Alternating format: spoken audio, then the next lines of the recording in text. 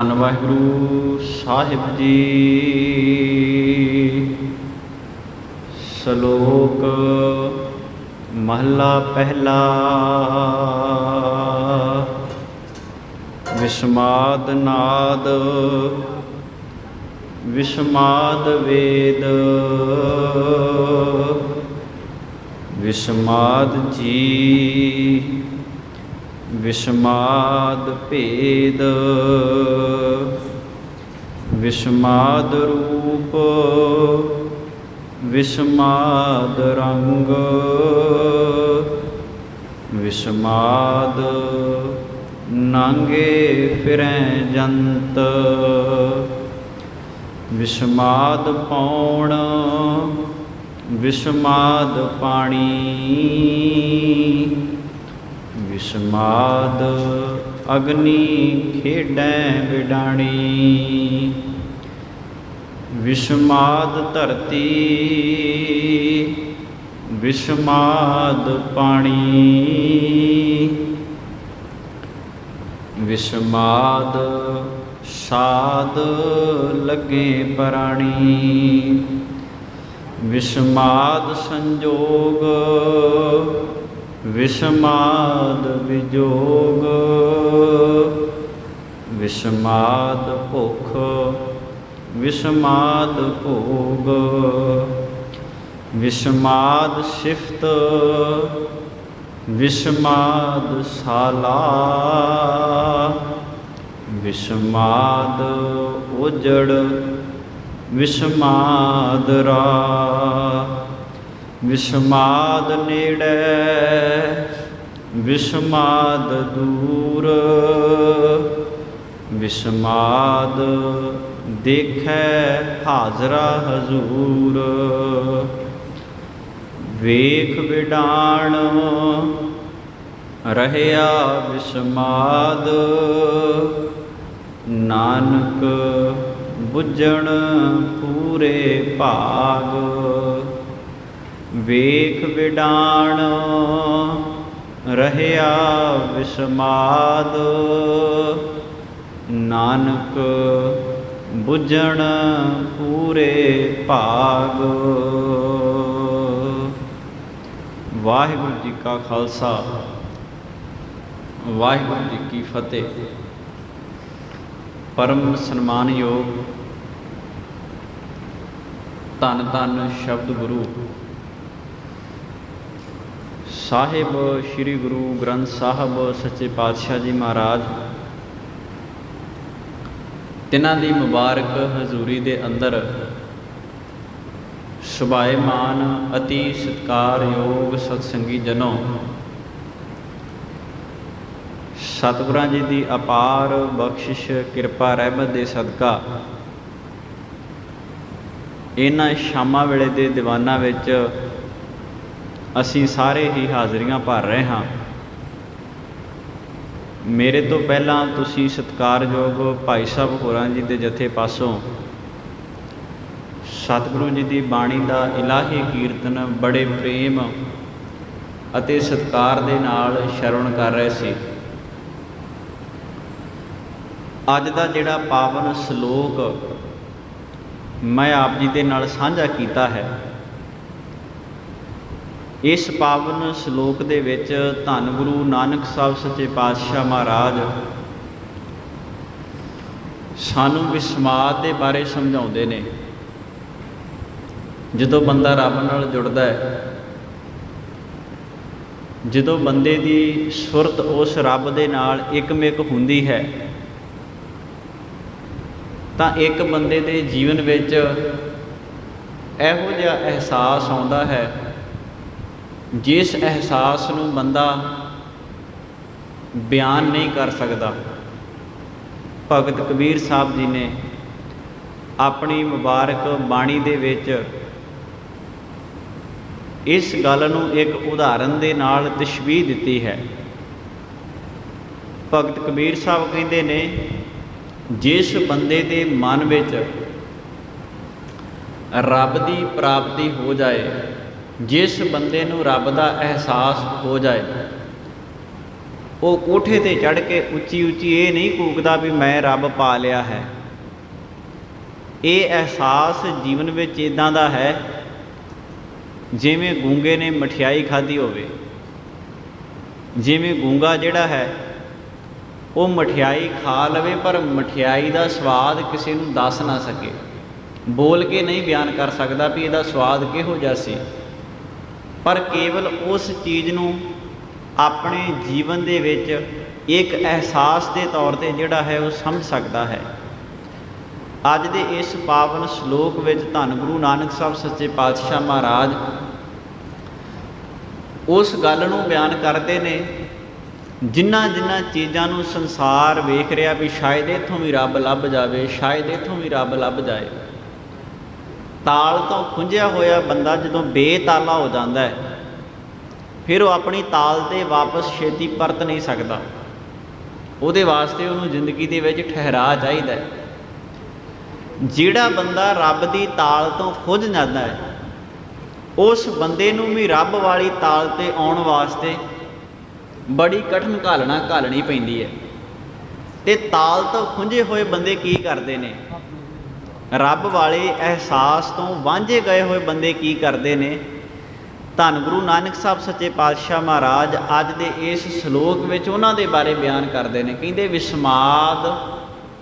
ਵਿਸਮਾਦ ਉਸ ਅਵਸਥਾ ਨੂੰ ਕਹਿੰਦੇ ਨੇ ਜਿਹੜੀ ਬਿਆਨ ਨਾ ਕੀਤੀ ਜਾ ਸਕੇ, ਜਿਹੜੀ ਅਵਸਥਾ ਬਹੁਤ ਉੱਚੀ ਅਵਸਥਾ ਜਿਹਨੂੰ ਆਪਾਂ ਕਹਿ ਦਿੰਦੇ ਹਾਂ, ਜਿੱਥੇ ਜਾ ਕੇ ਬੰਦੇ ਦੇ ਮੂੰਹ 'ਚੋਂ ਕੇਵਲ ਇਹੋ ਹੀ ਸ਼ਬਦ ਨਿਕਲਣ ਵੀ ਵਾਹ, ਇਹਦੇ ਤੋਂ ਉੱਤੇ ਕੋਈ ਚੀਜ਼ ਦੁਨੀਆ 'ਤੇ ਦੂਜੀ ਨਹੀਂ ਹੋ ਸਕਦੀ।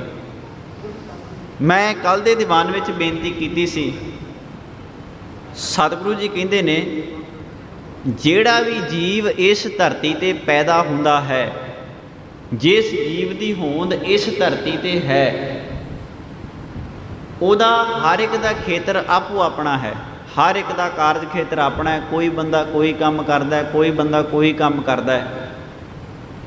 ਜਿਹੜਾ ਬੰਦਾ ਕੋਈ ਕੰਮ ਆਪਣੇ ਆਪ ਦੇ ਵਿੱਚ ਨਹੀਂ ਕਰ ਸਕਦਾ ਅਤੇ ਦੂਜਾ ਬੰਦਾ ਉਸ ਕੰਮ ਨੂੰ ਕਰ ਦਿੰਦਾ ਹੈ, ਅਤੇ ਸਾਡੇ ਵਾਸਤੇ ਉਹ ਚੀਜ਼ ਬੜੀ ਅਸਚਰਜ ਹੈ।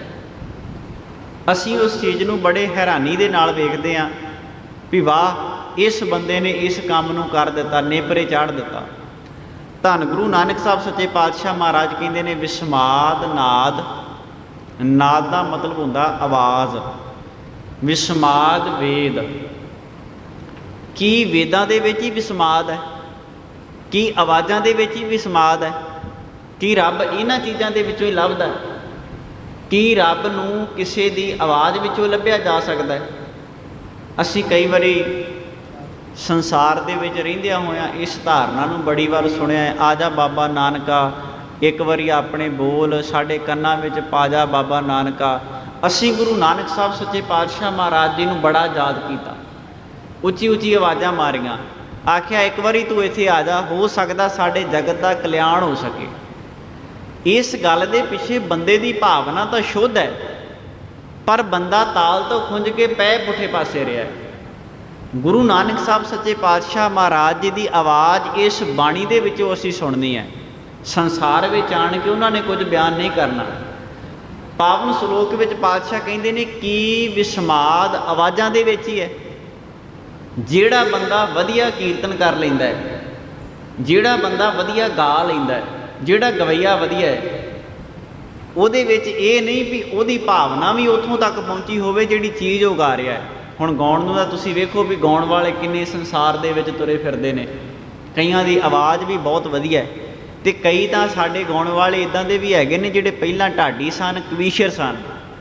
ਜਦੋਂ ਉਹਨਾਂ ਨੇ ਵੇਖਿਆ ਢਾਡੀ ਕਵੀਸ਼ਰ ਜਿਹੜੀ ਲਾਈਨ ਹੈ ਇਹਦੇ ਵਿੱਚ ਸਾਡਾ ਘਰ ਵੀ ਪੂਰਾ ਨਹੀਂ ਫੜਦਾ, ਅਤੇ ਉਹਨਾਂ ਨੇ ਆਪਣਾ ਪਾਸਾ ਪਰਤ ਕੇ ਅਤੇ ਸਿੱਧਾ ਗਾਉਣ ਵਾਲੇ ਪਾਸੇ ਆ ਗਏ। ਤੁਸੀਂ ਵੇਖ ਲਓ ਕਈ ਗਵਈਏ ਐਸੇ ਨੇ ਸਾਡੇ। ਮੈਨੂੰ ਇੱਕ ਘਟਨਾ ਅੱਜ ਵੀ ਯਾਦ ਹੈ। ਇੱਕ ਗਵਈਆ ਬੜਾ ਨਾਮੀ ਹੈ। ਇੱਕ ਦਿਨ ਪੱਤਰਕਾਰ ਉਹਦੀ ਸਿੱਧੀ ਇੰਟਰਵਿਊ ਲੈ ਰਿਹਾ ਸੀ, ਗੱਲਬਾਤ ਉਹਦੇ ਨਾਲ ਕਰ ਰਿਹਾ ਸੀ, ਜਿਹਦੇ ਵਿੱਚ ਸਵਾਲ ਜਵਾਬ ਇੱਕ ਦੂਜੇ ਦੇ ਨਾਲ ਕੀਤੇ ਜਾ ਰਹੇ ਸਨ। ਉਹਨੂੰ ਪੱਤਰਕਾਰ ਵੀਰ ਸਵਾਲ ਕਰਦਾ ਹੈ, ਉਹ ਕਹਿੰਦਾ ਵੀ ਤੁਸੀਂ ਪਹਿਲਾਂ ਮੈਂ ਸੁਣਿਆ ਗਾਉਂਦੇ ਸੀ, ਆਵਾਜ਼ੇ 'ਤੇ ਕੀਰਤਨ ਕਰਦੇ ਸੀ, ਅਤੇ ਤੁਸੀਂ ਇਹ ਤੋਂ ਬਾਅਦ ਗਾਉਂਦੇ ਗਾਉਂਦੇ ਤੁਸੀਂ ਗਾਣਿਆਂ ਵਾਲੇ ਪਾਸੇ ਕਿੱਦਾਂ ਪਰਤ ਆਏ? ਤੁਹਾਡਾ ਇਸ ਲਾਈਫ ਦੇ ਵਿੱਚ ਜਿਹੜਾ ਇਹ ਸਫ਼ਰ ਹੈ ਕਿੱਦਾਂ ਦਾ ਰਿਹਾ। ਉਹਨੇ ਬੰਦੇ ਨੇ ਇੱਕ ਗੱਲ ਦੱਸੀ, ਉਹ ਸਾਡੇ ਵਾਸਤੇ ਬੜੀ ਕੀਮਤੀ ਹੈ। ਉਹ ਕਹਿੰਦਾ ਵੀ ਅਸਲ 'ਚ ਕਾਰਨ ਕੀ ਸੀ। ਆਂਦਾ ਇੱਕ ਘਰ ਆਨੰਦ ਕਾਰਜ ਸੀ। ਹੁਣ ਤੁਸੀਂ ਸੁਣਿਓ ਵੀ ਸਾਡੇ ਅਜੋਕੇ ਸੰਸਾਰ ਦੀ ਤਰਾਸਦੀ ਕੀ ਹੈ, ਹੋਣੀ ਕੀ ਹੈ। ਉਹ ਕਹਿੰਦਾ ਵੀ ਕਿਸੇ ਦੇ ਘਰ ਆਨੰਦ ਕਾਰਜ ਸੀ ਅਤੇ ਉਹਨਾਂ ਮੈਨੂੰ ਸੱਦ ਲਿਆ ਵੀ ਭਾਈ ਸਾਹਿਬ ਕੀਰਤਨ ਕਰਨਾ ਹੈ, ਤੁਸੀਂ ਆਣ ਕੇ। ਹੁਣ ਜਦੋਂ ਆਨੰਦ ਕਾਰਜ ਹੈ, ਜਿੰਨਾ ਚਿਰ ਬਰਾਤ ਨਹੀਂ ਆਉਂਦੀ ਭਾਈ ਸਾਹਿਬ ਨੂੰ ਕਹਿੰਦੇ ਨੇ ਤੁਸੀਂ ਕੀਰਤਨ ਲਗਾਤਾਰ ਜਾਰੀ ਰੱਖਣਾ ਹੈ, 1 ਮਿੰਟ ਵੀ ਬੰਦ ਨਹੀਂ ਕਰਨਾ ਕੀਰਤਨ, ਜਿੰਨਾ ਚਿਰ ਬਰਾਤ ਵਾਲੇ ਇੱਥੋਂ ਤੱਕ ਪਹੁੰਚ ਨਹੀਂ ਸਕਦੇ। ਆਂਦਾ ਮੈਂ ਘੰਟਾ 1 ਕੀਰਤਨ ਕੀਤਾ, 1.5 ਘੰਟਾ ਕੀਰਤਨ ਕੀਤਾ। ਕਹਿੰਦਾ 1.5 ਘੰਟਾ ਕੀਰਤਨ ਕਰਨ ਤੋਂ ਬਾਅਦ ਜਦੋਂ ਬਰਾਤ ਵਾਲੇ ਆਏ ਤੇ ਸਾਰੇ ਉਹਨਾਂ ਦੇ ਦਿਵਾਲੇ ਹੋ ਗਏ ਤੇ ਗੁਰੂ ਗ੍ਰੰਥ ਸਾਹਿਬ ਦੀ ਹਜ਼ੂਰੀ ਦੇ ਵਿੱਚ ਸਿਰਫ ਚੰਦ ਕੁ ਬੰਦੇ ਰਹਿ ਗਏ। ਕਹਿੰਦਾ ਸਾਰਿਆਂ ਨੇ ਮੇਰੇ ਅੱਗੇ ਪੈਸੇ ਰੱਖੇ। ਕਹਿੰਦਾ ਉਦੋਂ ਬਾਅਦ ਸ਼ਾਮ ਨੂੰ ਨੱਚਣ ਗਾਉਣ ਦਾ ਪ੍ਰੋਗਰਾਮ ਸੀ। ਕਹਿੰਦਾ ਜਦੋਂ ਨੱਚਣ ਗਾਉਣ ਦੇ ਪ੍ਰੋਗਰਾਮ ਦੇ ਵਿੱਚ ਮੈਂ 2 ਆਣ ਕੇ ਗੀਤ ਗਾਏ ਤੇ ਜਿਹੜੇ ਬੰਦੇ ਵਿਚਾਰੇ ਕੀਰਤਨ ਕਰਨ ਤੇ ਉਸਲਵੱਟੇ ਜੇ ਮਾਰਦੇ ਸੀ, ਜਿਹੜੇ ਬੰਦੇ ਵਿਚਾਰੇ ਕੀਰਤਨ ਕਰਨ ਤੇ ਆਸੇ ਪਾਸੇ ਨੂੰ ਜਾਂਦੇ ਸੀ, ਕਹਿੰਦਾ ਜਦੋਂ ਮੈਂ ਗਾਉਣ ਲੱਗਾ ਉਹ ਬੰਦੇ 500 ਦੇ ਨੋਟ ਕਹਿੰਦਾ ਮੇਰੇ ਉੱਤੋਂ ਦੀ ਵਾਰਨ, ਮੇਰੇ ਉੱਪਰ ਦੀ ਸੁੱਟਣ ਵੀ ਕਿਆ ਕਮਾਲ ਦਾ ਬੰਦੇ ਨੇ ਗਾਇਆ ਹੈ। ਇਹ ਸਾਡੇ ਸੰਸਾਰ ਦੀ ਅਜੋਕੇ ਸਮੇਂ ਦੇ ਵਿੱਚ ਤਰਾਸਦੀ ਹੈ। ਗਾਉਣ ਵਾਲਾ ਕਿਤੇ ਆ ਜਾਵੇ, ਅਸੀਂ ਉਦੋਂ ਤੋਂ ਕਿੰਨੇ ਰੁਪਈਏ ਸੁੱਟ ਦਿੰਦੇ ਹਾਂ। ਜਦੋਂ ਸ਼ਾਮ ਨੂੰ ਵਿਆਹਾਂ ਸ਼ਾਦੀਆਂ 'ਤੇ ਡੀਜੇ ਚੱਲਦੇ ਨੇ, ਕਿੰਨਾ ਰੁਪਈਆ ਉਹਦੇ ਉੱਤੋਂ ਵਾਰ ਦਿੰਦੇ ਆ। ਅਤੇ ਜੇ ਕਿਤੇ ਭਾਈ ਸਾਹਿਬ ਨੂੰ ਥੋੜ੍ਹੇ ਬਹੁਤੇ ਪੈਸੇ ਦੇਣੇ ਹੋਣ ਨਾ, ਬੰਦਾ ਸੋਚਦਾ ਜਿਹੜਾ ਨੋਟ ਗਲੀ ਬਾਜ਼ਾਰ ਕਿਤੇ ਨਹੀਂ ਨਾ ਚੱਲਦਾ, ਉਹਨੂੰ ਪਤਾ ਜਾਂ ਤਾਂ ਗੁਰੂ ਦੀ ਗੋਲਕ 'ਚ ਪਾ ਦਿਓ ਜਾਂ ਭਾਈ ਨੂੰ ਦੇ ਦਿਓ, ਜਾਂ ਗੁਰੂ ਦੀ ਗੋਲਕ 'ਚ ਪਾ ਦਿਓ ਜਾਂ ਭਾਈ ਨੂੰ ਦੇ ਦਿਓ। ਇਹਨਾਂ ਵਿਚਾਰਿਆਂ ਕਿਹੜਾ ਬੋਲਣਾ, ਇਹਨਾਂ ਕਿਹੜਾ ਸਾਨੂੰ ਪਰਤ ਕੇ ਵਾਪਸ ਕਹਿਣਾ ਹੈ ਵੀ ਚੱਲ ਕੋਈ ਗੱਲ ਨਹੀਂ ਸਾਨੂੰ ਇਹੋ ਜਿਹਾ ਨੋਟ ਦਿੱਤਾ ਹੈ। ਉਸ ਗਵਈਏ ਨੇ ਆਪਣੀ ਇੰਟਰਵਿਊ ਦੇ ਵਿੱਚ ਇਹ ਬੋਲ ਕੇ ਕਹਿੰਦਾ ਜਦੋਂ ਮੈਂ ਕੀਰਤਨ ਕੀਤਾ ਅਤੇ ਮੈਨੂੰ ਉਹਨਾਂ ਨੇ 10-10 ਰੁਪਈਏ ਰੱਖੇ, ਅਤੇ ਜਦੋਂ ਮੈਂ ਗੰਦੇ ਗੀਤ ਗਾਏ, ਜਦੋਂ ਮੈਂ ਗੰਦੇ ਗੀਤ ਗਾ ਕੇ ਇਹਨਾਂ ਨੂੰ ਆਪਣੀਆਂ ਸੰਗੀਤ ਦੀਆਂ ਟਿਊਨਾਂ 'ਤੇ ਮਸਤ ਕੀਤਾ, ਕਹਿੰਦਾ ਇਹੋ ਲੋਕ ਮੇਰੇ ਤੋਂ ਵੱਡੇ ਨੋਟ ਵਾਰਨ ਅਤੇ ਨਾਲੇ ਮੇਰੇ ਨਾਲ ਨੱਚਣ। ਕਹਿੰਦਾ ਮੈਂ ਉਸੇ ਵੇਲੇ ਇਸ ਗੱਲ ਦਾ ਫੈਸਲਾ ਕਰ ਲਿਆ ਵੀ ਇਸ ਲਾਈਨ ਨੂੰ ਛੱਡ ਕੇ ਤੂੰ ਇਸ ਲਾਈਨ ਵਾਲੇ ਪਾਸੇ ਆ ਜਾਣਾ ਹੈ। ਬਹੁਤਾ ਜਿੱਥੋਂ ਤੱਕ ਅੱਜ ਗਾਇਕ ਜਾਂ ਗਾਉਣ ਵਾਲੇ ਪਹੁੰਚ ਚੁੱਕੇ ਨੇ, ਉਹਦੇ ਪਿੱਛੇ ਬਹੁਤੀ ਜਿਹੜੀ ਭਾਵਨਾ ਸਾਡੀ ਵੀ ਕੰਮ ਕਰਦੀ ਹੈ। ਅਸੀਂ ਵੀ ਬਹੁਤਾ ਨਾਮ ਦੇ ਨਾਲ ਜੁੜੇ ਹਾਂ। ਇੱਕ ਰਾਗੀ ਜਥਾ ਉਹ ਹੈ ਜਿਹੜਾ ਗੁਰਦੁਆਰੇ ਦੇ ਵਿੱਚ ਨਿਤਾ ਪ੍ਰਤੀ ਕੀਰਤਨ ਕਰਦਾ ਹੈ। ਹੁਣ ਸ਼ਬਦ ਤਾਂ ਉਹਨੇ ਵੀ ਉਹੋ ਹੀ ਦੱਸਣੇ ਨੇ, ਬਾਣੀ ਤਾਂ ਉਹਨੇ ਵੀ ਪੜ੍ਹ ਕੇ ਸੁਣਾਉਣੀ ਹੈ, ਪਰ ਇੱਕ ਰਾਗੀ ਜਥਾ ਉਹ ਜਿਹਦਾ ਬੜਾ ਨਾਮ ਹੈ ਪੰਥ ਦੇ ਵਿੱਚ, ਅਸੀਂ ਉਹਨੂੰ ਧਿਆਨ ਨਾਲ ਸੁਣਦੇ ਹਾਂ। ਸਾਡਾ ਮਤਲਬ ਇਹ ਨਹੀਂ ਹੁੰਦਾ ਵੀ ਬੰਦਾ ਗਾ ਕੀ ਰਿਹਾ ਹੈ, ਬੰਦਾ ਸਮਝਾ ਕੀ ਰਿਹਾ ਹੈ, ਬੰਦਾ ਦੱਸ ਕੀ ਰਿਹਾ ਹੈ। ਅਸੀਂ ਜਾਂ ਤਾਂ ਵਾਜੇ ਦੀਆਂ ਟਿਊਨਾਂ ਦੇ ਨਾਲ ਜੁੜੇ ਹੋਏ ਹਾਂ ਅਤੇ ਜਾਂ ਅਸੀਂ ਬੰਦੇ ਦੇ ਚਿਹਰੇ ਨਾਲ ਜੁੜੇ ਹੋਏ ਹਾਂ ਵੀ ਕਿਹੜੇ ਬੰਦੇ ਦਾ ਚਿਹਰਾ ਜ਼ਿਆਦਾ ਵੱਡਾ ਹੈ, ਕਿਹੜੇ ਬੰਦੇ ਦਾ ਚਿਹਰਾ ਜਿਹੜਾ ਹੈ ਉਹ ਜ਼ਿਆਦਾ ਮਕਬੂਲ ਹੈ ਦੁਨੀਆ ਦੇ ਵਿੱਚ, ਅਤੇ ਅਸੀਂ ਇਸ ਚਿਹਰੇ ਨੂੰ ਜਿਹੜਾ ਪਸੰਦ ਕਰਨਾ ਹੈ। ਅਜੋਕੇ ਸਮੇਂ ਦੇ ਵਿੱਚ ਸਾਡੀ ਬਹੁਤ ਵੱਡੀ ਤਰਾਸਦੀ ਹੈ। ਤਾਂ ਹੀ ਵੇਖੋ ਲੋਕ ਆਪਣੇ ਬੱਚਿਆਂ ਨੂੰ ਇਸ ਲਾਈਨ ਵਾਲੇ ਪਾਸੇ ਨਹੀਂ ਪਾਉਂਦੇ। ਬਹੁਤ ਘੱਟ ਲੋਕ ਨੇ ਜਿਹੜੇ ਇਸ ਲਾਈਨ ਵਾਲੇ ਪਾਸੇ ਆ ਜਾਂਦੇ ਨੇ। ਫਿਰ ਤਰਾਸਦੀ ਤਾਂ ਇੱਥੋਂ ਤੱਕ ਹੈ ਵੀ ਜਿਹੜਾ ਗੁਰਦੁਆਰੇ ਦਾ ਅਸੀਂ ਪਿੰਡਾਂ ਦੇ ਵਿੱਚ ਜਦੋਂ ਕੈਂਪ ਲਾਈਦਾ ਅਤੇ ਕਈ ਵਾਰੀ ਜਿਹੜੇ ਉੱਥੇ ਰਾਗੀ ਢਾਡੀ ਵਿਚਾਰੇ ਵੀਰ ਹੁੰਦੇ ਨੇ, ਆਪਣਾ ਬੜਾ ਦੁੱਖ ਸਾਂਝਾ ਕਰਦੇ ਨੇ। ਉਹ ਕਹਿੰਦੇ ਜਦੋਂ ਅਸੀਂ ਗੁਰਦੁਆਰਾ ਸਾਹਿਬ ਦੇ ਵਿੱਚ ਭਰਤੀ ਹੋਏ ਅਤੇ ਸਾਨੂੰ ਕਹਿੰਦੇ ਵੀ 4000 ਰੁਪਈਆ ਤਨਖਾਹ ਦੇਵਾਂਗੇ, ਉਦੋਂ ਬਾਅਦ ਰੋਟੀ ਤੂੰ ਸਾਰੇ ਘਰਾਂ ਦੇ ਵਿੱਚੋਂ ਮੰਗ ਕੇ ਖਾਣੀ ਹੈ, ਸਾਰੇ ਘਰਾਂ ਦੇ ਵਿੱਚੋਂ ਗਜ਼ਾ ਕਰਨਾ ਹੈ ਅਤੇ ਇਹਦੇ ਨਾਲ ਆਪਣੇ ਪਰਿਵਾਰ ਦਾ ਗੁਜ਼ਾਰਾ ਕਰਨਾ ਹੈ। ਦੱਸੋ ਅੱਜ ਦੀ ਮਹਿੰਗਾਈ ਦੇ ਵਿੱਚ ਇੰਨੇ ਘੱਟ ਸਾਧਨਾਂ ਦੇ ਵਿੱਚ ਬੰਦਾ ਆਪਣੇ ਘਰ ਦੀਆਂ ਲੋੜਾਂ ਨੂੰ ਪੂਰੀਆਂ ਕਰ ਸਕਦਾ ਹੈ? ਬੰਦਾ ਆਪਣੇ ਘਰ ਦੀਆਂ ਲੋੜਾਂ ਨੂੰ ਕਦੀ ਪੂਰੇ ਨਹੀਂ ਕਰ ਸਕਦਾ। ਇਹ ਜਿਹੜੀ ਬੜੀ ਵੱਡੀ ਤਰਾਸਦੀ ਹੈ ਅੱਜ ਸਾਡੀ ਕੌਮ ਦੀ। ਅੱਜ ਜੇਕਰ ਕੁਝ ਬੰਦੇ ਗਲਤ ਪਾਸੇ ਨੂੰ ਗਏ ਨੇ ਅਤੇ ਇਹਦੇ ਪਿੱਛੇ ਸਭ ਤੋਂ ਵੱਡਾ ਜਿਹੜਾ ਯੋਗਦਾਨ ਹੈ ਉਹ ਸਾਡਾ ਰਿਹਾ ਹੈ। ਘੱਟ ਹੋ ਗਈ। ਅੱਜ ਜੇਕਰ ਬਹੁਤ ਸਾਰੇ ਲੋਕ ਇੱਥੋਂ ਤੱਕ ਪਹੁੰਚੇ ਨੇ ਅਤੇ ਇਹਦੇ ਵਿੱਚ ਸਭ ਤੋਂ ਵੱਡਾ ਜਿਹੜਾ ਯੋਗਦਾਨ ਹੈ ਉਹ ਸਾਡਾ ਰਿਹਾ ਹੈ। ਸੋ ਖੈਰ ਮੈਂ ਵਾਪਸ ਪਰਤ ਕੇ ਆਪਣੇ ਸ਼ਲੋਕ ਵੱਲ ਆਵਾਂ। ਜਿਹੜੀ ਗੱਲ ਧੰਨ ਗੁਰੂ ਨਾਨਕ ਸਾਹਿਬ ਸੱਚੇ ਪਾਤਸ਼ਾਹ ਮਹਾਰਾਜ ਜੀ ਨੇ ਅੱਜ ਦੇ ਪਾਵਨ ਸ਼ਲੋਕ ਵਿੱਚ ਕੀਤੀ ਹੈ, ਮਹਾਰਾਜ ਕਹਿੰਦੇ ਨੇ ਵਿਸਮਾਦ ਨਾਦ ਵਿਸਮਾਦ ਵੇਦ। ਆਵਾਜ਼ ਦੇ ਵਿੱਚ ਕੀ ਇਹਨਾਂ ਚੀਜ਼ਾਂ ਦੇ ਵਿੱਚ ਹੀ ਵਿਸਮਾਦ ਹੈ? ਕੀ ਵੇਦਾਂ ਦੇ ਵਿੱਚ ਹੀ ਵਿਸਮਾਦ ਹੈ? ਕੀ ਬੰਦੇ ਦੀ ਸੰਤੁਸ਼ਟੀ ਇਹਨਾਂ ਚੀਜ਼ਾਂ ਦੁਆਰਾ ਹੀ ਹੋਏਗੀ? ਸਤਿਗੁਰੂ ਅੱਗੇ ਕਹਿੰਦੇ ਨੇ ਵਿਸਮਾਦ ਜੀ ਵਿਸਮਾਦ ਭੇਦ। ਵਿਸਮਾਦ ਦਾ ਮਤਲਬ ਮੈਂ ਪਹਿਲਾਂ ਵੀ ਸਾਂਝਾ ਕੀਤਾ ਹੈ ਵੀ ਉਹ ਅਵਸਥਾ ਜਿਸ ਅਵਸਥਾ ਦੇ ਰਾਹੀਂ ਬੰਦਾ ਕੁਝ ਬਿਆਨ ਨਾ ਕਰ ਸਕੇ। ਮਹਾਰਾਜ ਕਹਿੰਦੇ ਨੇ ਵੱਖ-ਵੱਖ ਤਰ੍ਹਾਂ ਦੇ ਜੀਵ ਰੱਬ ਨੇ, ਅਕਾਲ ਪੁਰਖ ਨੇ ਇਸ ਸੰਸਾਰ ਵਿੱਚ ਪੈਦਾ ਕੀਤੇ ਹੋਏ ਨੇ। ਵੱਖ-ਵੱਖ ਤਰ੍ਹਾਂ ਦੇ ਜੀਵ, ਵੱਖ-ਵੱਖ ਤਰ੍ਹਾਂ ਦੀਆਂ ਖਾਣੀਆਂ ਇਸ ਸੰਸਾਰ ਦੇ ਵਿੱਚ ਪਾਤਸ਼ਾਹ ਨੇ ਘੱਲੀਆਂ ਨੇ। ਬੰਦਾ ਵੇਖ ਕੇ ਕਹਿੰਦਾ ਰੱਬ ਦੀ ਕਿੱਡੀ ਵੱਡੀ ਕਲਾ ਹੈ, ਕਿੱਡੀ ਵੱਡੀ ਉਹਦੀ ਖੇਡ ਹੈ। ਕਿੰਨੇ ਬੰਦੇ ਸੰਸਾਰ ਦੇ ਵਿੱਚ ਪੈਦਾ ਕੀਤੇ ਨੇ, ਕਿਸੇ ਇੱਕ ਦੀ ਵੀ ਸ਼ਕਲ ਇੱਕ ਦੂਜੇ ਨਾਲ ਨਹੀਂ ਰਲਦੀ। ਇਹ ਇਕੱਲੀ ਮਨੁੱਖਾ ਜਾਤੀ ਦੀ ਗੱਲ ਹੈ। ਇਸ ਤੋਂ ਬਾਅਦ ਕਿੰਨੇ ਜੀਵ ਜੰਤੂ ਇਸ ਧਰਤੀ 'ਤੇ ਪੈਦਾ ਕੀਤੇ ਨੇ, ਸਾਰੇ ਜੀਵ ਜੰਤੂ ਇੱਕ ਦੂਜੇ ਨਾਲੋਂ ਵੱਖਰੇ ਨੇ। ਤੁਸੀਂ ਹੋਰ ਤਾਂ ਛੱਡੋ, ਬੰਦੇ ਦਾ ਹੱਥ ਹੈ, ਬੰਦੇ ਦਾ ਛਾਪਾ ਹੈ, ਕਿੱਡੀ ਕਮਾਲ ਦੀ ਕਰਤੇ ਨੇ ਕੁਦਰਤ ਰਚਨਾ ਘੜੀ ਹੈ ਵੀ ਬੰਦੇ ਦੇ ਹੱਥ ਦਾ ਛਾਪਾ, ਹੱਥ ਦੀਆਂ ਉਂਗਲਾਂ ਦਾ ਪ੍ਰਿੰਟ ਵੀ ਇੱਕ ਦੂਜੇ ਦੇ ਨਾਲ ਨਹੀਂ ਰਲਦਾ। ਮਤਲਬ ਕਿੱਡਾ ਵੱਡਾ ਇੱਕ ਕਰਤੇ ਨੇ ਕੌਤਕ ਰਚਿਆ ਹੋਇਆ ਹੈ। ਗੁਰੂ ਨਾਨਕ ਸਾਹਿਬ ਸੱਚੇ ਪਾਤਸ਼ਾਹ ਮਹਾਰਾਜ ਕਹਿੰਦੇ ਨੇ ਜਦੋਂ ਪਰਮਾਤਮਾ ਦੀ ਇਸ ਬੇਅੰਤ ਕੁਦਰਤ ਨੂੰ ਵੇਖੀਦਾ ਹੈ, ਇਸ ਬੇਅੰਤ ਕੁਦਰਤ ਨੂੰ ਤੱਕੀਦਾ ਹੈ, ਤੇ ਇਹ ਗੱਲ ਸਮਝ ਪੈਂਦੀ ਹੈ ਵੀ ਹੈ ਤਾਂ ਇਹ ਬਿਆਨ ਤੋਂ ਪਰੇ, ਪਰ ਕੀ ਵਿਸਮਾਦ ਇਹਨਾਂ ਚੀਜ਼ਾਂ ਦੇ ਵਿੱਚ ਹੀ ਹੈ? ਕੀ ਵਿਸਮਾਦ ਸਾਨੂੰ ਇਹਨਾਂ ਚੀਜ਼ਾਂ ਦੇ ਵਿੱਚੋਂ ਪ੍ਰਾਪਤ ਹੋਏਗਾ? ਮਹਾਰਾਜ ਕਹਿੰਦੇ ਨੇ ਵਿਸਮਾਦ ਜੀ, ਵਿਸਮਾਦ ਭੇਦ ਉਸ ਪਰਮਾਤਮਾ ਦੇ ਬੇਅੰਤ ਐਸੇ ਭੇਦ ਨੇ, ਬੇਅੰਤ ਉਹਦੇ ਐਸੇ ਗੁੱਝੀਆਂ ਰਮਜਾਂ ਨੇ ਜਿੱਥੋਂ ਤੱਕ ਬੰਦਾ ਪਹੁੰਚ ਨਹੀਂ ਸਕਦਾ। ਪਰ ਗੁਰੂ ਨਾਨਕ ਸਾਹਿਬ ਸੱਚੇ ਪਾਤਸ਼ਾਹ ਮਹਾਰਾਜ ਕਹਿੰਦੇ ਕੀ ਵਿਸਮਾਦ ਇਹਨਾਂ ਦੇ ਵਿੱਚ ਹੀ ਹੈ? ਕੀ ਬੰਦੇ ਨੇ ਰੱਬ ਨੂੰ ਪ੍ਰਾਪਤੀ ਕਰਨੀ ਹੈ, ਬੰਦੇ ਨੇ ਰੱਬ ਤੱਕ ਪਹੁੰਚਣਾ ਹੈ, ਰੱਬ ਤੱਕ ਮਿਲਣਾ ਹੈ, ਰੱਬ ਤੱਕ ਆਪਣੀ ਸਾਂਝ ਬੰਦੇ ਨੇ ਬਣਾਉਣੀ ਹੈ, ਕੀ ਵਿਸਮਾਦ ਇਹਨਾਂ ਚੀਜ਼ਾਂ ਵਿੱਚ ਹੀ ਹੈ? ਉਹ ਤਾਂ ਇਦੋਂ ਵੀ ਅੱਗੇ ਦੀ ਚੀਜ਼ ਹੈ। ਉਹਨੇ ਇਕੱਲਾ ਜੀਵ ਜੰਤੂ ਇਸ ਧਰਤੀ 'ਤੇ ਪੈਦਾ ਨਹੀਂ ਕੀਤਾ, ਉਹਦੇ ਪਾਲਣ ਵਾਸਤੇ ਇੱਥੇ ਪ੍ਰਬੰਧ ਵੀ ਕੀਤਾ ਹੋਇਆ। ਉਹਨੇ ਇਕੱਲਾ ਬੰਦਾ ਧਰਤੀ 'ਤੇ ਬਣਾ ਕੇ ਨਹੀਂ ਭੇਜਿਆ, ਉਹਦੇ ਵਾਸਤੇ ਜ਼ਮੀਨ ਵੀ ਤਿਆਰ ਕੀਤੀ ਹੈ ਜਿੱਥੋਂ ਅੰਨ ਉੱਗਦਾ ਹੈ, ਬੰਦਾ ਉਹ ਸੰਨ ਨੂੰ ਛਕਦਾ ਹੈ, ਉਦੋਂ ਬਾਅਦ ਬੰਦਾ ਜੀਵਤ ਇਸ ਧਰਤੀ 'ਤੇ ਰਹਿੰਦਾ ਹੈ। ਇਹ ਸਾਰੀਆਂ ਚੀਜ਼ਾਂ ਉਸ ਵਾਹਿਗੁਰੂ ਅਕਾਲ ਪੁਰਖ ਨੇ ਪੈਦਾ ਕੀਤੀਆਂ ਹੋਈਆਂ ਨੇ। ਪਰ ਗੁਰੂ ਨਾਨਕ ਸਾਹਿਬ ਸੱਚੇ ਪਾਤਸ਼ਾਹ ਮਹਾਰਾਜ ਕਹਿੰਦੇ ਕੀ ਵਿਸਮਾਦ ਇਹਨਾਂ ਦੇ ਵਿੱਚ ਹੀ ਹੈ? ਕੀ ਤੂੰ ਰੱਬ ਨੂੰ ਯਾਦ ਕਰਨਾ ਇਹਨਾਂ ਚੀਜ਼ਾਂ ਕਰਕੇ ਕਰਨਾ ਹੈ? ਉਹਦੀ ਤਾਂ ਹੋਰ ਵੀ ਕੁਦਰਤ ਬੜੀ ਵੱਡੀ ਹੈ, ਉਹਦੀ ਤਾਂ ਰਚਨਾ ਹੋਰ ਵੀ ਬਹੁਤ ਬੇਅੰਤ ਹੈ। ਮਹਾਰਾਜ ਕਹਿੰਦੇ ਨੇ ਵਿਸਮਾਦ ਰੂਪ, ਵਿਸਮਾਦ ਰੰਗ, ਉਸ ਰੱਬ ਦੇ ਰੂਪ ਵੀ ਬਹੁਤ ਨੇ। ਸੋਹਿਲਾ ਸਾਹਿਬ ਦੀ ਬਾਣੀ ਅਸੀਂ ਰੋਜ਼ ਪੜ੍ਹਦੇ ਹਾਂ। ਮਹਾਰਾਜ ਸੋਹਿਲਾ ਸਾਹਿਬ ਦੀ ਬਾਣੀ ਵਿੱਚ ਕਹਿੰਦੇ ਨੇ ਸਹਿਸ ਤਵ ਨੈਣ ਨਨ ਨੈਣ ਹੈ ਤੋਏ ਕੋ, ਸਹਿਸ ਮੂਰਤ ਨਨਾ ਏਕ ਤੋਹੀ। ਸਤਿਗੁਰੂ ਕਹਿੰਦੇ ਨੇ ਰੱਬ ਦੀ ਵੈਸੇ ਤਾਂ ਇੱਕ ਵੀ ਅੱਖ ਨਹੀਂ ਜਿਸ ਅੱਖ ਨਾਲ ਉਹ ਵੇਖਦਾ ਹੋਵੇ, ਪਰ ਦੂਜੇ ਪਾਸੇ ਪਾਤਸ਼ਾਹ ਕਹਿੰਦੇ ਨੇ ਰੱਬ ਦੀਆਂ ਹਜ਼ਾਰਾਂ ਹੀ ਉਹ ਅੱਖਾਂ ਨੇ ਜਿਨ੍ਹਾਂ ਦੇ ਨਾਲ ਬੰਦਾ ਵੇਖਦਾ ਹੈ। ਰੱਬ ਦੀ ਉੱਦਾਂ ਇੱਕ ਵੀ ਅੱਖ ਨਹੀਂ ਜਿਸ ਅੱਖ ਨਾਲ ਬੰਦਾ ਰੱਬ ਵੱਲ ਵੇਖ ਸਕੇ, ਜਿਸ ਅੱਖ ਨਾਲ ਬੰਦਾ ਰੱਬ ਦੇ ਵੱਲ ਤੱਕ ਸਕੇ, ਪਰ ਰੱਬ ਦੀਆਂ ਹਜ਼ਾਰਾਂ ਹੀ ਅੱਖਾਂ ਨੇ ਜਿਨ੍ਹਾਂ ਅੱਖਾਂ ਨਾਲ ਬੰਦਾ ਵੇਖ ਰਿਹਾ। ਰੱਬ ਨੇ ਵੇਖਣਾ ਹੋਵੇ ਤੇ ਬੰਦੇ ਦੀਆਂ ਇਹਨਾਂ ਅੱਖਾਂ ਦੇ ਨਾਲ ਵੇਖ ਸਕਦਾ ਹੈ। ਇਹ ਉਹਦੇ ਕੋਲ ਬਹੁਤ ਵੱਡੀ ਇੱਕ ਵਡਿਆਈ ਹੈ, ਇਹ ਉਹਦੀ ਬੇਅੰਤਤਾ ਹੀ ਹੈ।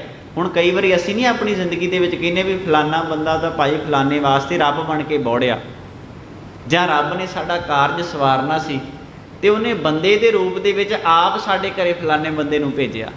ਇਹ ਤਾਂ ਭਾਈ ਰੱਬ ਹੀ ਕਰਾ ਗਿਆ ਸਾਡੇ ਕੋਲ ਸਾਰਾ ਕੁਝ। ਇਹ ਸਾਡੀ ਆਮ ਬੋਲਚਾਲ ਦੇ ਵਿੱਚ ਸ਼ਬਦ ਮਿਲਦੇ ਨੇ।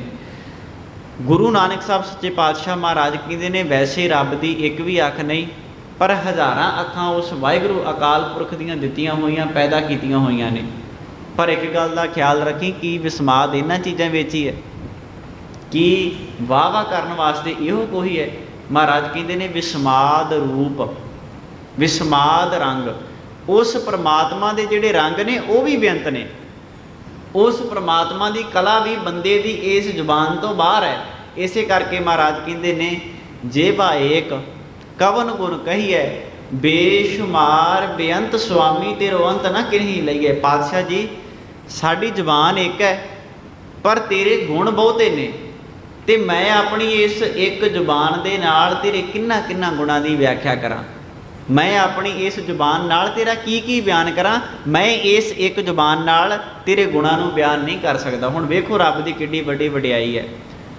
ਕਈ ਵਾਰੀ ਨਾ ਅਸੀਂ ਬੜੀ ਛੇਤੀ ਨਿਰਾਸ਼ਾਵਾਦੀ ਹੋ ਜਾਂਦੇ ਹਾਂ। ਰੱਬ ਨੇ ਦਿੱਤਾ ਕੁਝ ਨਹੀਂ, ਰੱਬ ਨੇ ਸਾਡੇ ਨਾਲ ਧੱਕਾ ਕੀਤਾ ਹੈ, ਪਤਾ ਨਹੀਂ ਰੱਬ ਦੂਜਿਆਂ ਨੂੰ ਕਿੱਦਾਂ ਇੰਨਾ ਕੁਝ ਦੇਈ ਜਾਂਦਾ ਹੈ, ਸਾਡੀ ਵਾਰੀ ਪਤਾ ਨਹੀਂ ਰੱਬ ਕਿੱਥੇ ਚਲਾ ਜਾਂਦਾ ਹੈ। ਇਹ ਸਾਡੀਆਂ ਰੱਬ ਦੇ ਨਾਲ ਜਾਂ ਅਕਾਲ ਪੁਰਖ ਨਾਲ ਬੇਅੰਤ ਇੱਦਾਂ ਦੀਆਂ ਸ਼ਿਕਾਇਤਾਂ ਹੁੰਦੀਆਂ ਨੇ।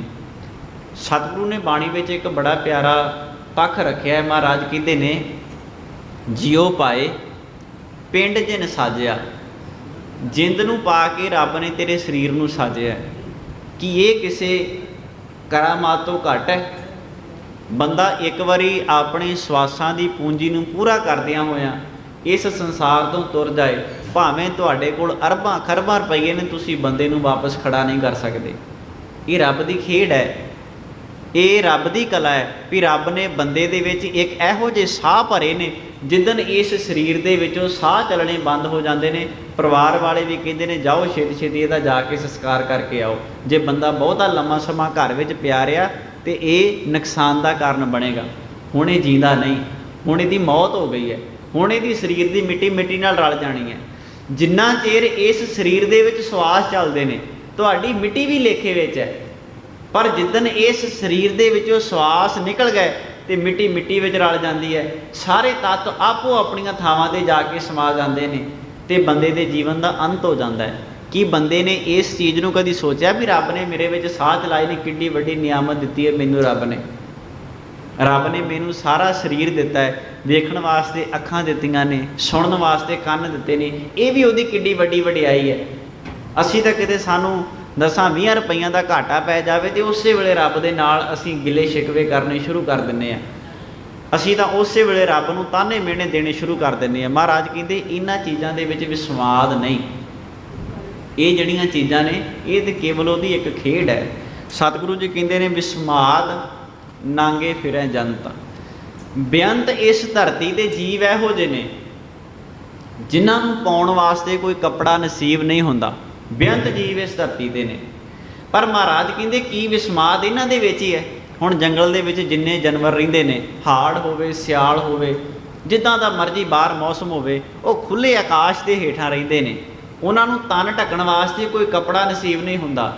ਅਤੇ ਬੇਅੰਤ ਧਰਤੀ ਦੇ ਮਨੁੱਖ ਵੀ ਇਹੋ ਜਿਹੇ ਨੇ ਜਿਨ੍ਹਾਂ ਨੂੰ ਸਿਆਲ ਦੇ ਵਿੱਚ ਪਹਿਨਣ ਦੇ ਵਾਸਤੇ ਕੋਈ ਗਰਮ ਕੰਬਲ ਵੀ ਨਹੀਂ ਮਿਲਦਾ। ਵਿਚਾਰੇ ਸੜਕਾਂ ਦੇ ਉੱਤੇ ਸੁੱਤੇ ਹੁੰਦੇ ਨੇ, ਪਰ ਉਹਨਾਂ ਦਾ ਰੱਬ ਦੇ ਨਾਲ ਕੋਈ ਗਿਲਾ ਸ਼ਿਕਵਾ ਨਹੀਂ। ਵੈਸੇ ਇੱਕ ਬੇਨਤੀ ਕਰਾਂ, ਲੱਖਾਂ ਰੁਪਈਆਂ ਦੀ ਗੱਡੀ ਵਿੱਚ ਬੈਠਾ ਹੋਇਆ ਬੰਦਾ ਰੱਬ ਦੇ ਨਾਲ ਗਿਲੇ ਸ਼ਿਕਵੇ ਕਰਦਾ ਹੈ, ਪਰ ਇੱਕ ਰਕਸ਼ੇ 'ਤੇ ਚੜ੍ਹ ਕੇ 10 ਨਹੁੰਆਂ ਦੀ ਕਿਰਤ ਕਰਨ ਵਾਲਾ ਬੰਦਾ ਸਦਾ ਉਹਦੇ ਸ਼ੁਕਰਾਨੇ ਦੇ ਵਿੱਚ ਆਪਣੇ ਜੀਵਨ ਨੂੰ ਬਤੀਤ ਕਰਦਾ। ਉਹ ਇਹ ਸੋਚਦਾ, ਮਹਾਰਾਜ ਹੱਥ ਪੈਰ ਦਿੱਤੇ ਨੇ, ਕਮ ਸੇ ਕਮ ਰੋਟੀ ਤਾਂ ਖਾ ਸਕਦਾ ਨਾ, ਹੱਥ ਪੈਰ ਦਿੱਤੇ ਨੇ, ਮੈਂ ਕਮਾ ਕੇ ਕੁਝ ਕਰ ਦੇ ਸਕਦਾ ਨਾ। ਇਹ ਬੰਦੇ ਦੇ ਸੋਚਣ 'ਤੇ ਚੀਜ਼ਾਂ ਡਿਪੈਂਡ ਕਰਦੀਆਂ ਨੇ। ਅਸੀਂ ਮਾੜਾ ਜਿਹਾ ਕਿਤੇ ਕਿਸੇ ਬਿਜ਼ਨਸ 'ਚੋਂ ਘਾਟਾ ਪੈ ਜਾਵੇ, ਅਸੀਂ ਡਿਪਰੈਸ਼ਨ ਦੇ ਸ਼ਿਕਾਰ ਹੋ ਜਾਂਦੇ ਹਾਂ, ਕਿਉਂਕਿ ਅਸੀਂ ਆਪਣੀਆਂ ਲੋੜਾਂ ਨੂੰ ਬਹੁਤਾ ਜੋੜਿਆ ਹੀ ਪਦਾਰਥਵਾਦ ਜ਼ਿੰਦਗੀ ਦੇ ਨਾਲ ਹੈ। ਜਦੋਂ ਜ਼ਿੰਦਗੀ ਦੇ ਵਿੱਚੋਂ ਮਾੜੇ ਜਿਹੇ ਪਦਾਰਥਾਂ ਦੀ ਹਿਲਜੁਲ ਹੁੰਦੀ ਹੈ, ਬੰਦੇ ਦੀ ਜ਼ਿੰਦਗੀ ਦੇ ਵਿੱਚ ਘਬਰਾਹਟ ਸ਼ੁਰੂ ਹੋ ਜਾਂਦੀ ਹੈ। ਹੁਣ ਮੈਂ ਕਿਹੜੇ ਪਾਸੇ ਜਾਵਾਂ, ਹੁਣ ਮੈਂ ਕਿਹੜਾ ਤਰੀਕਾ ਅਪਣਾਵਾਂ, ਹੁਣ ਮੈਂ ਸਹੀ ਫੈਸਲਾ ਕਰਾਂ ਕਿ ਗਲਤ ਫੈਸਲਾ ਕਰਾਂ, ਜੇ ਮੈਂ ਆਹ ਸਟੈਪ ਚੁੱਕਿਆ ਕਿਤੇ ਮੇਰੇ ਨਾਲ ਕੋਈ ਗਲਤੀ ਭਾਣਾ ਨਾ ਵਾਪਰ ਜਾਵੇ। ਬੰਦਾ ਕਿੰਨਾ ਕੁਝ ਸੋਚਦਾ ਆਪਣੀ ਜ਼ਿੰਦਗੀ ਦੇ ਵਿੱਚ। ਅਸੀਂ ਆਪਣੀ ਜ਼ਿੰਦਗੀ ਨੂੰ ਬੜਾ ਸੰਕੀਰਣ ਦਾਇਰੇ ਦੇ ਵਿੱਚ, ਮੈਂ ਪਹਿਲਾਂ ਵੀ ਬਹੁਤ ਵਾਰ ਗੱਲ ਕਰਦਾ ਹੁੰਦਾ ਵੀ ਜਿਹੜੇ ਪੁਰਾਤਨ ਸਮੇਂ ਦੇ ਵਿੱਚ ਸਿੱਖ ਸਨ ਨਾ, ਉਹਨਾਂ ਨੇ ਆਪਣੀ ਜ਼ਿੰਦਗੀ ਨੂੰ ਵੇਖੋ ਕਿੱਡੇ ਪਾਤਸ਼ਾਹ ਦੇ ਸ਼ੁਕਰਾਨੇ ਦੇ ਵਿੱਚ ਬਤੀਤ ਕੀਤਾ ਹੈ। ਹਾਲਾਤ ਉਹਨਾਂ ਸਮਿਆਂ ਦੇ ਵਿੱਚ ਇਹ ਸਨ, ਕਿਸੇ ਮਾਈ ਦੇ 3 ਪੁੱਤ ਹੋਣੇ, ਉਹਨੂੰ ਕਹਿਣਾ ਵੀ ਮਾਈ ਕਿੰਨੇ ਤੇਰੇ ਪੁੱਤ ਹੈ, ਕਿਸੇ ਨੇ ਪੁੱਛਣਾ ਵੀ ਮਾਤਾ ਤੇਰੇ ਪੁੱਤ ਕਿੰਨੇ ਆ, ਅਤੇ ਮਾਈ ਨੇ ਅੱਗੋਂ ਜਵਾਬ ਦੇਣਾ ਵੀ ਹੈ ਤਾਂ 3 ਸੀ ਪਰ ਰਹਿ 2 ਗਏ। ਪੁੱਛਣਾ ਵੀ ਤੀਜਾ ਪੁੱਤ ਚੜ੍ਹਾਈ ਕਰ ਗਿਆ, ਕਹਿੰਦੀ ਨਹੀਂ ਚੜ੍ਹਾਈ ਤਾਂ ਨਹੀਂ ਕੀਤਾ, ਪਰ ਹੁਣ ਸਿੱਖ ਬਣ ਗਿਆ, ਪਤਾ ਨਹੀਂ ਅੱਜ ਕਿ ਕੱਲ੍ਹ ਉਹਦੀ ਮੌਤ ਤੈਅ ਹੈ। ਪਰ ਸਿੱਖੀ ਦਾ ਜਜ਼ਬਾ ਕਿੱਥੋਂ ਤੱਕ ਉਹਨਾਂ ਦੇ ਜੀਵਨ ਵਿੱਚ ਠਾਠਾ ਮਾਰਦਾ ਸੀ। ਉਹਨਾਂ ਨੂੰ ਪਤਾ ਸੀ ਸਿਰ 'ਤੇ ਪੱਗ ਬੰਨ੍ਹਣੀ ਅਤੇ ਉੱਪਰ ਦੀ ਗਾਤਰਾ ਕਿਰਪਾਨ ਪਾ ਕੇ ਰੱਖਣੀ ਸਿੱਧਾ ਮੌਤ ਨੂੰ ਵੰਗਾਰਨ ਵਾਲੀ ਗੱਲ ਹੈ। ਪਰ ਕਿਹੋ ਜਿਹੇ ਸਨ ਉਹ ਸਿੱਖ ਜਿਹੜੇ ਮੌਤ ਦੇ ਨਾਲ ਵੀ ਉਹਨਾਂ ਸਮਿਆਂ ਦੇ ਵਿੱਚ, ਉਹਨਾਂ ਹਾਲਾਤਾਂ ਵਿੱਚ ਮਖੌਲਾਂ ਕਰਦੇ ਰਹੇ। ਉਹਨਾਂ ਆਖਿਆ ਮੌਤ ਦੇ ਪ੍ਰਵਾਨ ਹੈ ਪਰ ਸਿੱਖੀ ਨਹੀਂ ਛੱਡਾਂਗੇ। ਪਰ ਅੱਜ ਅਸੀਂ ਬੜੀ ਛੇਤੀ ਨਿਰਾਸ਼ਾਵਾਦੀ ਢਹਿੰਦੀ ਕਲਾ ਦੇ ਵਿੱਚ ਚਲੇ ਜਾਂਦੇ ਹਾਂ। ਅਸੀਂ ਚੜ੍ਹਦੀ ਕਲਾ ਵਾਲੇ ਉਸ ਸਮੇਂ ਨੂੰ ਭੁੱਲ ਗਏ, ਕਿਉਂਕਿ ਅਸੀਂ ਆਪਣੀਆਂ ਲੋੜਾਂ ਨੂੰ ਕੇਵਲ ਪਦਾਰਥਾਂ ਤੱਕ ਸੀਮਿਤ ਕਰਕੇ ਬਹਿ ਗਏ। ਅਸੀਂ ਅਕਾਲ ਪੁਰਖ ਦਾ ਸ਼ੁਕਰਾਨਾ ਬਹੁਤ ਘੱਟ ਕਰਦੇ ਹਾਂ। ਅਸੀਂ ਇਹਨਾਂ ਚੀਜ਼ਾਂ ਵਾਸਤੇ ਧੰਨਵਾਦ ਨਹੀਂ ਕਰਦੇ ਵੀ ਜਿਹੜੀਆਂ ਦਿੱਤੀਆਂ ਨੇ, ਅਸੀਂ ਤਾਨੇ ਮਿਹਣੇ ਉਹਨਾਂ ਚੀਜ਼ਾਂ ਦੇ ਮਾਰਦੇ ਹਾਂ ਜਿਹੜੀਆਂ ਸਾਡੇ ਕੋਲ ਮੌਜੂਦ ਨਹੀਂ। ਇਹ ਬੰਦੇ ਦਾ ਮਨੁੱਖੀ ਸੁਭਾਅ ਬਣ ਚੁੱਕਾ ਹੈ। ਸਤਿਗੁਰੂ ਕਹਿੰਦੇ ਨੇ, ਵਿਸਮਾਦ ਨਾਂਗੈ ਫਿਰੈ ਜੰਤ। ਵਿਸਮਾਦ ਪਾਉਣ, ਵਿਸਮਾਦ ਪਾਣੀ। ਪਾਉਣ ਦਾ ਮਤਲਬ ਹੁੰਦਾ ਹੈ ਹਵਾ, ਪਾਣੀ ਮਤਲਬ ਜਲ। ਸਤਿਗੁਰੂ ਕਹਿੰਦੇ ਨੇ ਕੀ ਵਿਸਮਾਦ ਇਹਨਾਂ ਚੀਜ਼ਾਂ ਵਿੱਚ ਹੀ ਹੈ, ਕਿ ਇਹੋ ਹੀ ਚੀਜ਼ਾਂ ਧਰਤੀ 'ਤੇ ਅਚਰਜ ਨੇ, ਕਿ ਇਹਨਾਂ ਚੀਜ਼ਾਂ ਕਰਕੇ ਤੂੰ ਰੱਬ ਨੂੰ ਯਾਦ ਕਰਨਾ ਹੈ। ਉਹ ਤਾਂ ਹੋਰ ਵੀ ਬਹੁਤ ਕੁਝ ਕਰਦਾ ਹੈ, ਉਹ ਤਾਂ ਸਾਰੀਆਂ ਦੁਨੀਆ ਨੂੰ ਚਲਾ ਰਿਹਾ ਹੈ, ਖਾਣ ਵਾਸਤੇ ਸਾਰਿਆਂ ਨੂੰ ਉਹਨੇ ਰਿਜ਼ਕ ਦਿੱਤਾ ਹੋਇਆ ਹੈ, ਲੈਣ ਵਾਸਤੇ ਉਹਨੇ ਕੁਦਰਤ ਵਿੱਚ ਸਾਹ ਦਿੱਤੇ ਹੋਏ ਨੇ। ਮਹਾਰਾਜ ਕਹਿੰਦੇ ਨੇ ਵਿਸਮਾਦ ਅਗਨੀ ਖੇਡੈ ਵਿਡਾਣੀ, ਉਹਦੀ ਬੜੀ ਵੱਡੀ ਇੱਕ ਕੁਦਰਤ ਹੈ। ਉਹਨੇ ਬੰਦੇ ਨੂੰ ਅੱਗ ਦੇ ਵਿੱਚ ਰਹਿ ਕੇ ਵੀ, ਉਹਨੇ ਬੰਦੇ ਨੂੰ ਅੱਗ ਦੇ ਵਿੱਚ ਰੱਖ ਕੇ ਵੀ ਇਹ ਨਰੋਆ ਸਰੀਰ ਦਿੱਤਾ ਹੈ। ਜਦੋਂ ਬੱਚਾ ਮਾਂ ਦੇ ਪੇਟ ਵਿੱਚ ਹੁੰਦਾ ਹੈ, ਉੱਥੇ ਕਿਹਾ ਜਾਂਦਾ ਇੱਕ ਅਗਨੀ ਹੈ ਜਿਹਦੇ ਵਿੱਚ ਬੱਚਾ ਰਹਿੰਦਾ ਹੈ। ਉਸ ਅਗਨੀ ਦੇ ਵਿੱਚ ਵੀ ਰੱਬ ਜਿਹੜਾ ਹੈ ਮਨੁੱਖ ਦੇ ਇਸ ਸਰੀਰ ਨੂੰ ਬਚਾ ਕੇ ਰੱਖਦਾ ਹੈ।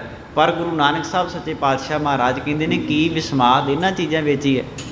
ਉਹਦੀ ਕੁਦਰਤ ਨੂੰ ਸਮਝਣ ਦੇ ਵਾਸਤੇ ਬਹੁਤ ਕੁਝ ਇਸ ਸ੍ਰਿਸ਼ਟੀ ਦੇ ਵਿੱਚ ਭਰਿਆ ਪਿਆ ਹੈ, ਜਿਹੜਾ ਬੰਦੇ ਦੀ ਸੋਚ ਤੋਂ ਬਾਹਰ ਹੈ, ਜਿਹੜਾ ਬੰਦੇ ਦੀ ਸੋਚ ਤੋਂ ਅਨੰਤ ਹੈ। ਉਸ ਅਨੰਤ ਸੋਚ ਨੂੰ ਸਮਝਣ ਦੇ ਵਾਸਤੇ ਸਾਨੂੰ ਆਪਣੀ ਜ਼ਿੰਦਗੀ ਵਿੱਚ ਉਸ ਅਕਾਲ ਪੁਰਖ ਦਾ ਸ਼ੁਕਰਾਨਾ ਲੈ ਕੇ ਆਉਣਾ ਚਾਹੀਦਾ ਹੈ, ਅਤੇ ਚੜ੍ਹਦੀ ਕਲਾ ਦੇ ਨਾਲ ਆਪਣੇ ਜੀਵਨ ਨੂੰ ਬੁਲੰਦੀਆਂ ਵਾਲੇ ਪਾਸੇ ਲੈ ਕੇ ਜਾਣਾ ਚਾਹੀਦਾ ਹੈ। ਹਮੇਸ਼ਾ ਬੰਦੇ ਨੂੰ ਕੌਮ ਦੇ ਭਲੇ ਵਾਸਤੇ, ਸਰਬੱਤ ਦੇ ਭਲੇ ਦੇ ਵਾਸਤੇ ਅਤੇ ਪੰਥ ਦੇ ਵਾਸਤੇ ਮਰ ਮਿਟਣ ਦਾ ਜਜ਼ਬਾ ਲੈ ਕੇ ਆਪਣੇ ਜੀਵਨ ਨੂੰ ਜਿਹੜਾ ਹੈ ਉਹ ਬਤੀਤ ਕਰਨਾ ਚਾਹੀਦਾ ਹੈ। ਰਹਿੰਦੀਆਂ ਵਿਚਾਰਾਂ ਅਸੀਂ ਕੱਲ੍ਹ ਦੇ ਦੀਵਾਨ ਵਿੱਚ ਸ਼ਰਵਣ ਕਰਨ ਦਾ ਯਤਨ ਕਰਾਂਗੇ ਜੀ। ਇਤਨੀਆਂ ਕੁ ਬੇਨਤੀਆਂ ਪ੍ਰਵਾਨ ਹੋਈਆਂ, ਬੇਅੰਤ ਪ੍ਰਕਾਰ ਦੀਆਂ ਭੁੱਲਾਂ ਚੁੱਕਾਂ ਦੀ ਖਿਮਾ, ਵਡਿਆਈ ਗੁਰੂ ਦੀ। ਆਪ ਸਰਬੱਤ ਸੰਗਤ ਦਾ ਧੰਨਵਾਦ ਜਿਨ੍ਹਾਂ ਨੇ ਕੀਮਤੀ ਸਮੇਂ ਵਿੱਚੋਂ ਸਮਾਂ ਕੱਢ ਕੇ ਗੁਰੂ ਦਰਬਾਰ ਵਿੱਚ ਹਾਜ਼ਰੀਆਂ ਭਰੀਆਂ ਨੇ। ਭੁੱਲਾਂ ਚੁੱਕਾਂ ਦੀ ਖਿਮਾ। ਅੰਤ ਵਿੱਚ ਬੁਲਾਓ ਫਤਿਹ ਗੱਜ ਕੇ ਆਖੋ ਜੀ ਵਾਹਿਗੁਰੂ ਜੀ ਕਾ ਖਾਲਸਾ, ਵਾਹਿਗੁਰੂ ਜੀ ਕੀ ਫਤਿਹ।